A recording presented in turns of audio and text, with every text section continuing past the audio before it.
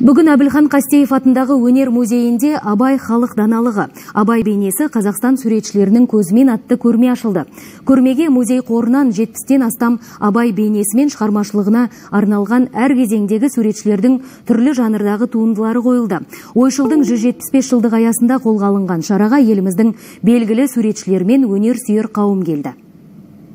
Шаһарымыздың бас өнер музейінде қазақтың ұлы ақыны Абайға арналған суреттер топтамасы көрермен назарына ұсынылды. Көрмеге 70-тен астам кескіндемелік, графикалық, мүсіндік жанрдағы түрлі авторлардың картиналары қойылды. Жалпы отандық суретшілер Абайдың бейнесін қылғаламға 1930 жылдардан бері арқау ете бастаған. Өнертанушы Гүлжазира Мұқажанованың сөзінше, ақынның бейнесін 1934 жылы алғаш болып Әбілхан Қастеев бейнелеген. Суретші Абайдың киіз үй қасында отырған көрінісін салады. Ал 1945 жылы Қастеев акварельдің көмегімен кітап ұстаған бала Абайды суреттейді. Конечно, все хотели... Әрине, ол кездегі суретшілер жазушының образын қалыптастыруға үлкен күш салды. Терең ойға батқан философтың ойшылдың келбетін образын жасау оңай болмады. Өйткені Абайдың екі ұлымен түскен жалғыз ғана шынайы суреті болды. Суретшілердің алдында ақынды әр қырынан көрсету міндеті тұрған болатын.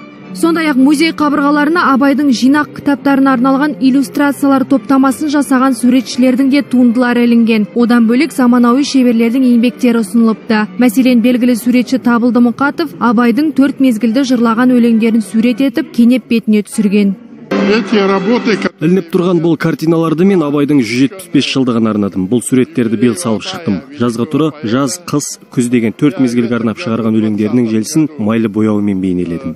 Қылғалам шеберлері ақынның отырған, қолына кітап ұстаған, кейде шабыт үстіндегі кейпін бейнелеуге тырысқан. Көрмеде ойшылдың өмір жолы ғана емес, 19 ғасырдағы халықтың мінезі мен тұрмыс тіршілігі, көшпелі және отырықшы даланың көріністері суреттеледі. Абайдың мұндай сан қырлы образын музей келушілері жаңа жылға дейін тамашалай алады. Назкен Еркін, Игорь Тараков, Мұрат Тайжанов, Алматы телеарнасы.